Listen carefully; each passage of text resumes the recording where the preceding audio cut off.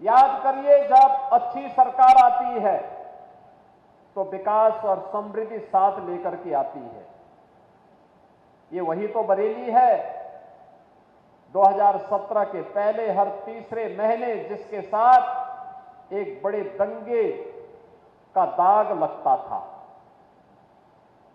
बरेली दंगाग्रस्त जनपद बन गया था, लेकिन 2017 के बाद दंगा नहीं बल्कि आज नाथ कॉरिडोर बरेली की पहचान बन गई है। नाथ कॉरिडोर से बाबा अलखनाथ, बाबा त्रिवटीनाथ, बाबा बनखंडीनाथ, बाबा गोपेश्वरनाथ, बाबा तपेश्वरनाथ, बाबा मणिनाथ और बाबा पशुपतिनाथ मंदिर, ये जो कॉरिडोर आज डबल इंजन की सरकार बरेली के अंदर विकसित कर रही है, अब ये बरेली की पहचान बन रही है।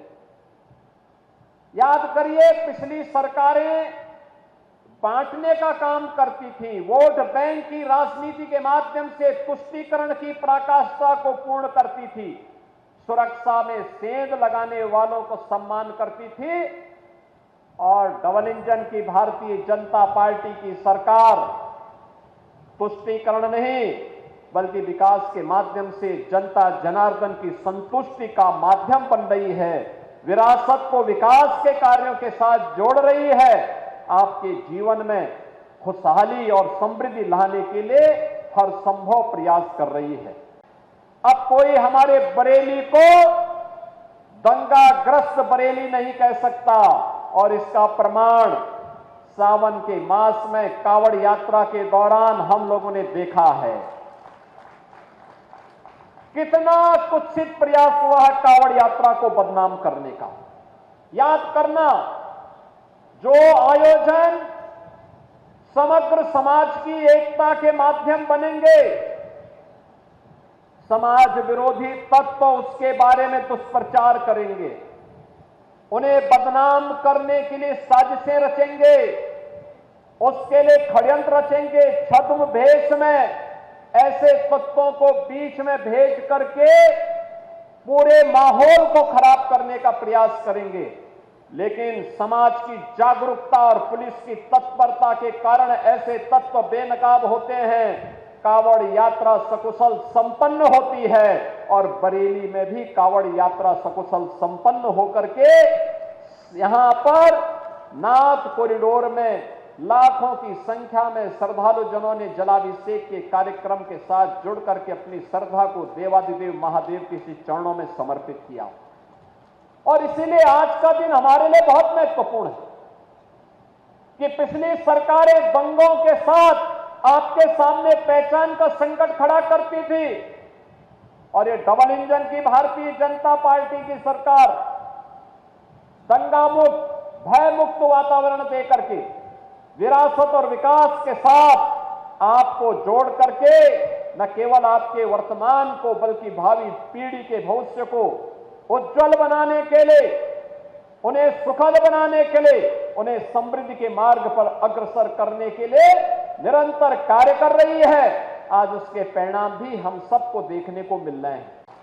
बहनों और भाइयों, जब अच्छे जनप्रतिनिधि आप चुनते हैं तो विरासत और विकास की प्रक्रिया को आगे बढ़ाते हैं।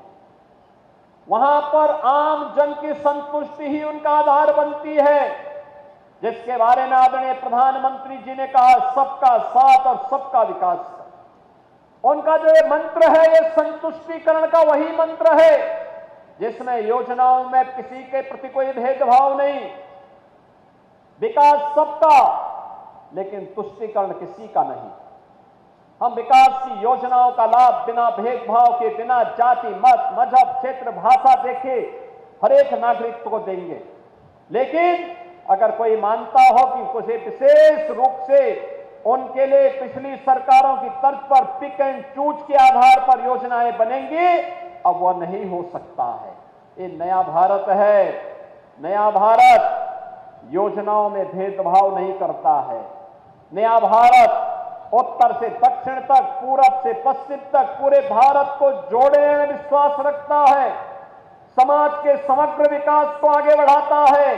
दलितों के लिए, वंचितों के लिए, पिछड़ों के लिए, समाज में जो लोग अब तक छूट चुके हैं उन्हें आगे बढ़ाने के लिए सरकार पूरी प्रतिबद्धता के साथ कार्य करती है।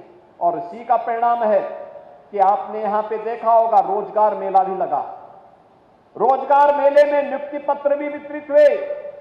युवाओं के विकास और समृद्धि के उस सोच को, उनके उस विजन को आगे बढ़ाने के लिए, उनकी उस संकल्पना को आगे बढ़ाने के लिए उत्तर प्रदेश में हम लोगों ने मुख्यमंत्री युवा उद्यमी स्कीम लागू की है।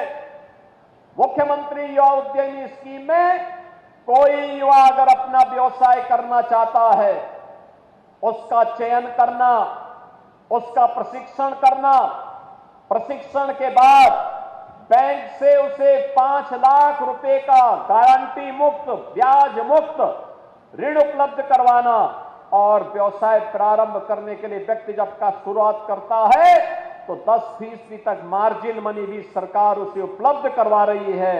याद करिए, यही प्रदेश है 17 के पहले समाजवादी पार्टी की सरकार के समय हर जनपद में 1, 2, 4 माफिया इनके तैयार किए गए थे।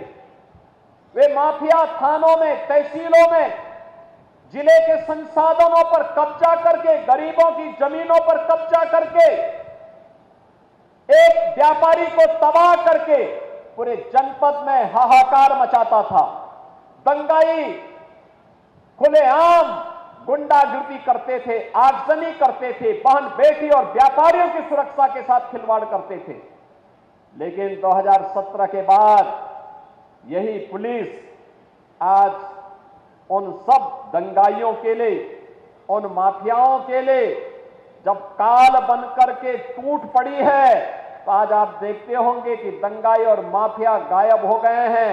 अब 1 डिस्ट्रिक्ट 1 माफिया नहीं, बल्कि उत्तर प्रदेश की पहचान अब हो रही है 1 डिस्ट्रिक्ट 1 मेडिकल कॉलेज से, 1 डिस्ट्रिक्ट 1 प्रोडक्ट से आज उत्तर प्रदेश अपनी पहचान को आगे बढ़ा रहा है।